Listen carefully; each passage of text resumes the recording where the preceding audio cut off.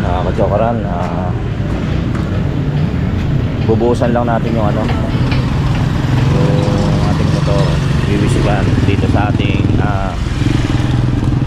ano tawag doon, yung yan, sobra dumi kasi. Bago man lang natin isoli ay ano tawag doon,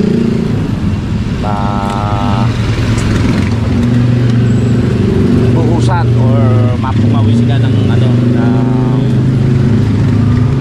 malinis na tubig. Okay, let's go.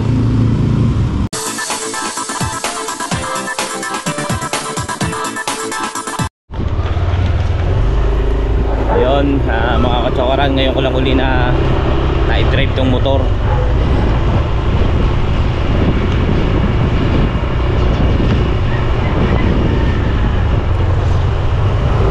I-sprayan muna natin para luminis-linis naman. Hindi ko na siya sasabunin, i-sprayan lang natin. Dito tayo sa yung ano, yung inuhulugan ng tig 5 pesos, yun. Sprayan lang po para luminis-linis naman. Bago natin maisolid. Ayos na ayos pa rin yung takbo. Okay na okay. Baga talagang yung manibela na flarings ang warak. Pero yung makina okay na okay.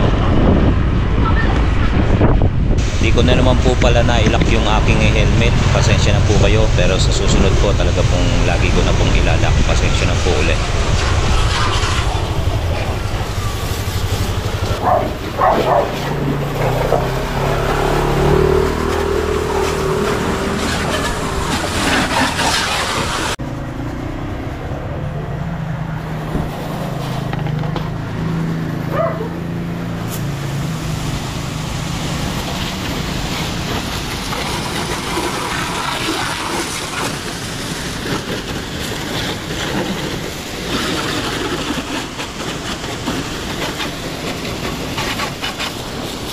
Natanggal lang yung konting alikabok.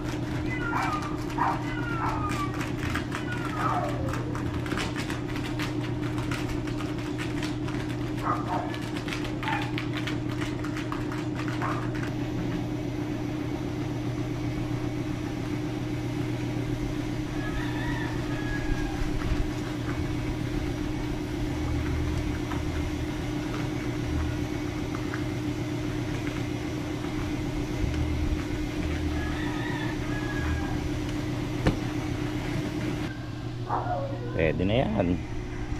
Wala na yung mga alikabok.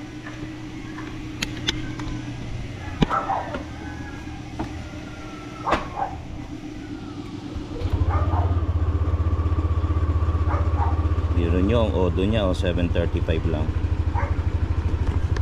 Let's go na. Pin tayo.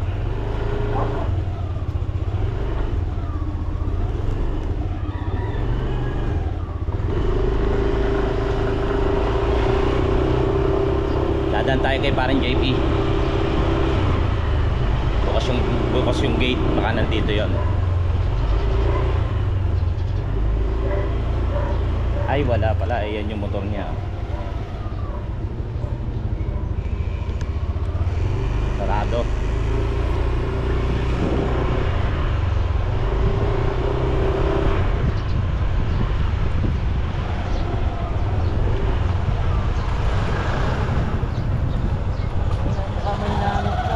Hindi, nagkano lang, naglinis.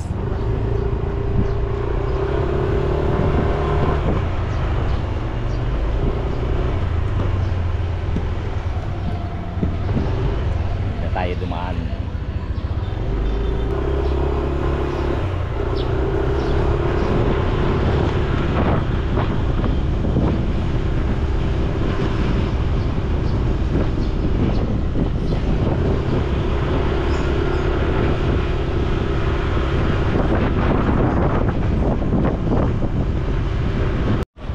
Nakita natin si Ellie ron, si Ellie nagpapagawa ng motor.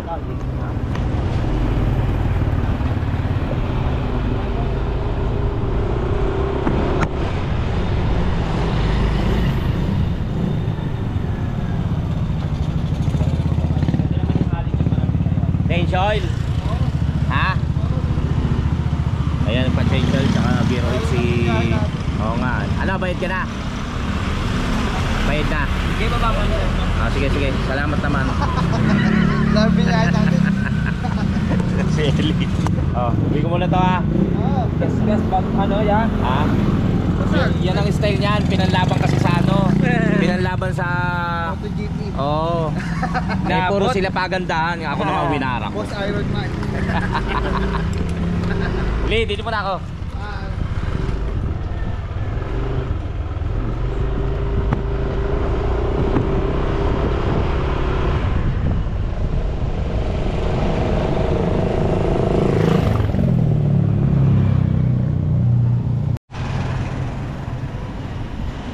Ayun, nakauwi na tayo. Matapos na tayo ang tawag ba doon? Car wash, bomba. Ayun. At tapos na rin tayong maglinis. I mean, binombahan lang pala. Hindi naman linis dahil hindi natin sinabon eh. Tinanggal lang natin yung mga alikabok.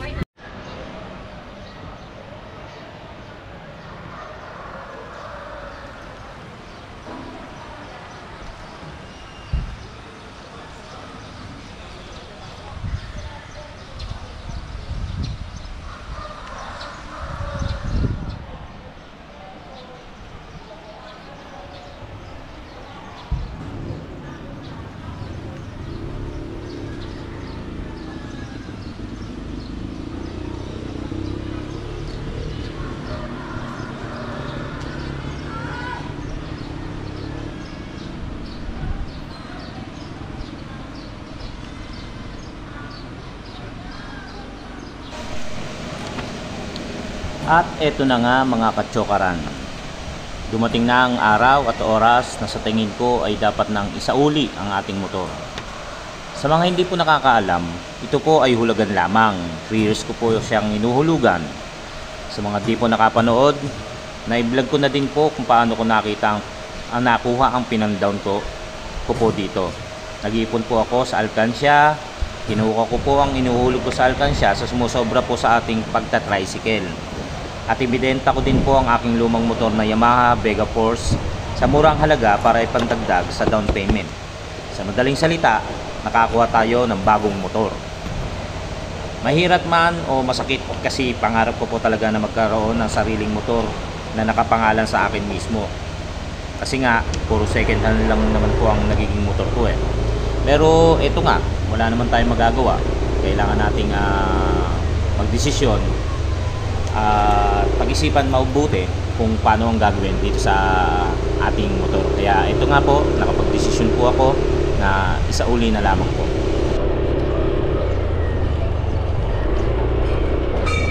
Marami marami po tayong nakausap o nahinga ng suggestion kung paano po ang dapat gawin, pero isa lang din po ang kanilang tinuro o sinabi sa akin na isoli ko ng araw po. Actually wala naman po tayong kulang dito. Lahat ng buwan na dumaan na ginagamit natin siya ay nahulugan natin. Nya lang kasi nga po may mga sira. Sabi rin po ng manager ng motor trade, medyo matatagalan kapag pinalitan natin ng bearings. So tapos yung pong iba pang ano dyan, yung pong iba pang halimbawa yung manibela kung paggagawa, baka maging halaga rin naman ng ano na yung pandadaon saka sakaling kukuha tayo ng motor. Kaya yan nga, papunta na po tayo sa motor trade para isauli na lamang po yung ating kinuhang motor.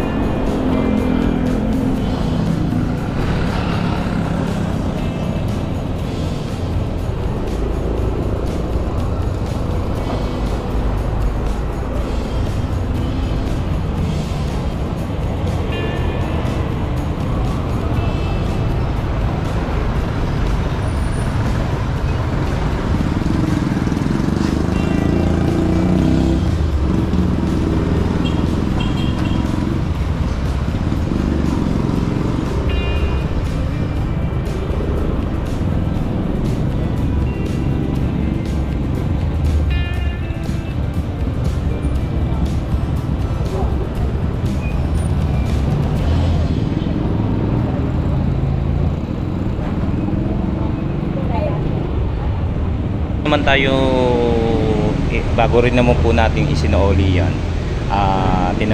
tinanong rin po natin yung kinuhanan natin kasa kung ano bang magiging problema, kung tayo po ba may babayaran pang iba or yun nga, kung ano bang magiging problema. Sabi naman po nila wala, basta maisoli lang na maayos at makipag-usap ako ng maayos at sabihin ko ang totoo, wala naman pong magiging problema.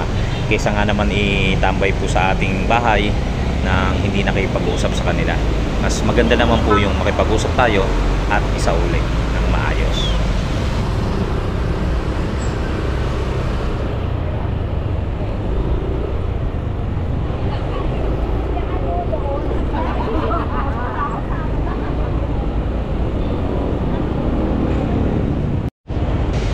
Sa totoo lang po, 'di ba? Aminin natin na malaking bagay po para sa atin po kapag may motor. Syempre kapag may pupuntahan tayo, mas madali tayo makakapunta kung saan tayo, yun nga, patutungo. Katulad ng kapag yung sa asawa ko nga, sabi niya nalulungkot siya kasi isosole. Sabi ko wala naman tayong magagawa.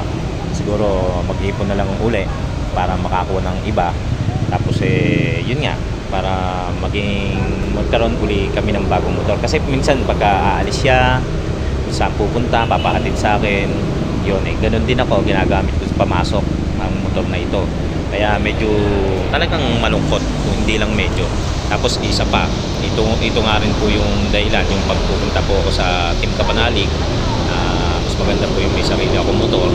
Kasi po, kung hindi po ba napanood nyo naman po yung mga motor na ginagamit ko sa Team Kapanalig, papuntang Team Kapanalig, ay puro hiram lamang po sa aking pamangkin, sa yung mga kaibigan, kay Karen JP, kay Manny Castañeda, yan po. Hinihiram ko lamang po. So talagang nagdesisyon ako at nagsikap para magkaroon ng motor.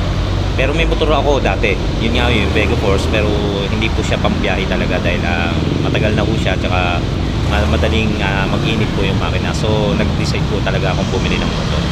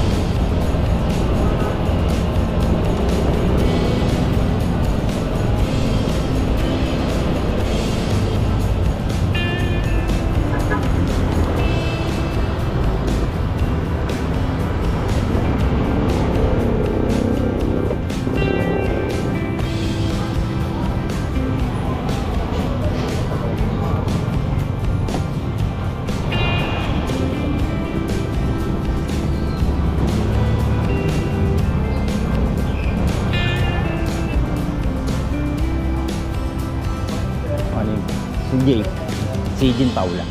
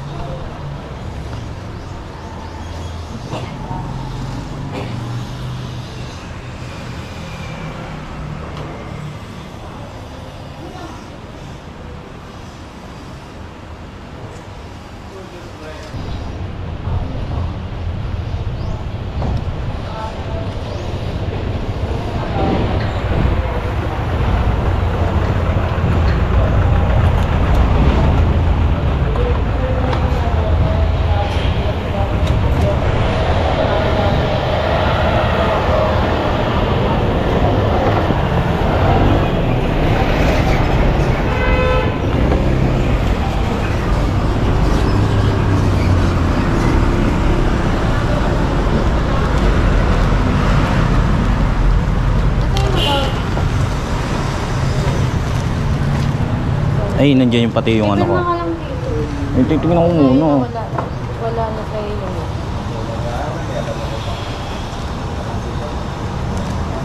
Pati yan. Pati yung kasi yan. Gapo in. Gapo in.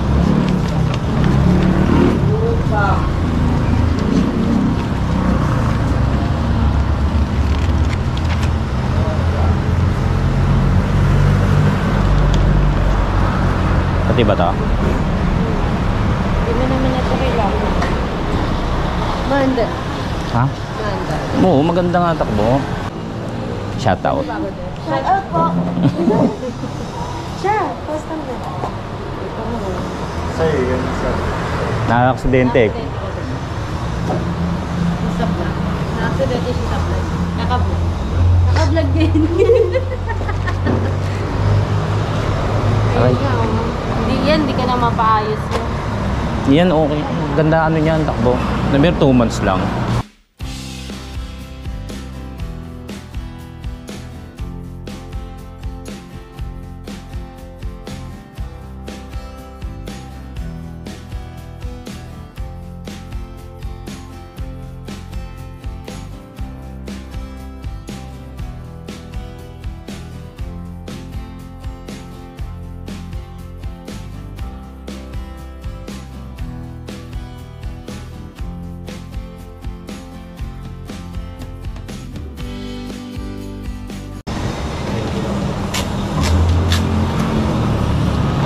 Susi. Tapos ito sa inyo na to. Tutuloy na ako. Siyempre, paano? Alis na ako. Thank you. Sensya na. Basta, Tuloy na ako. Thank you, thank you.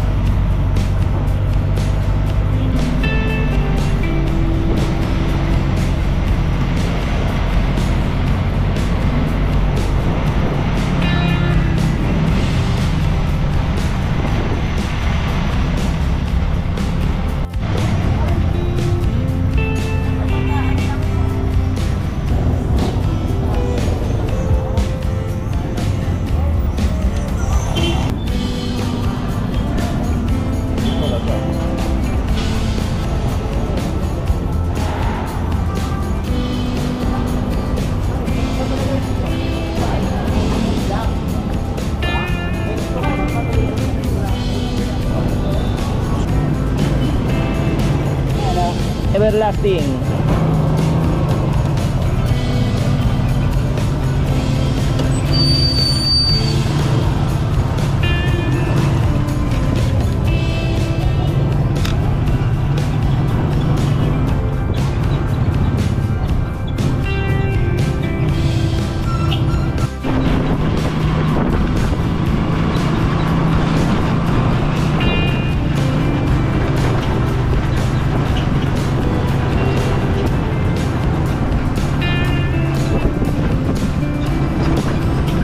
Tao po.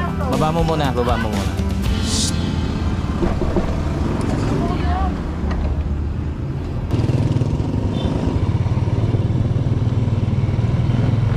At yan nga po mga katsokara, no? Nandito na po tayo sa Tansa at naisoli na po natin ng maayos ang ating motor at nakipag-usap na rin po tayo ng maayos sa manager kay Ma'am Jean Paula Matias Castañeda.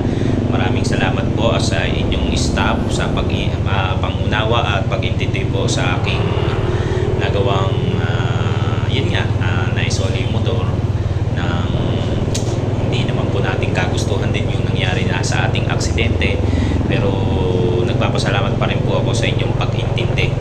So ayan po, balak ang atin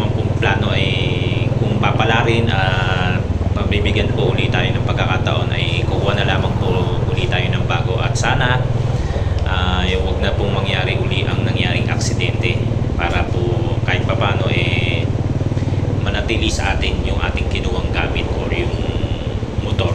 So yan, God bless mga kachokarat at lagi tayong mag-iingat. Yun nga, sana lagi tayong pagpalain ng ating Panginoon Diyos saan man punta yung lugar naroon. Shoutout din po sa ating mga patuloy na sumusuporta at tumatangkilik ng ating vlogs, ating mga OFW, ang ating mga silent viewers, Team Kapanalig, Sword Fang at ang ating mga kachokarans na solid. Naway lagi tayong safe saan man po tayo naroon. Hanggang sa muli po natin pagsasama at tandaan niyo po palagi, mahal na mahal po kayo. God bless po. Shoutout po kay Raika Vlog, Shababe or Shababe TV, Elgin Vlog, FB Estela Maris, Rupi Jacinto, Dante Duenas, Yoyet, Anthony Ferrer, Ruel, K. Sermil, Malu Watanabe, Julie Peranco, kay Madam Dana Fidelino and Pacox, Da and Wax, Eboy and Hambi. Ganun din po kay Joy Petra Corta. Yon mga kachokaran, maraming pong salamat muli. At sa muli po, mag-iingat po tayo palagi. Thank you for watching. Hanggang sa susunod na pong pagsasama. Love you. Tara!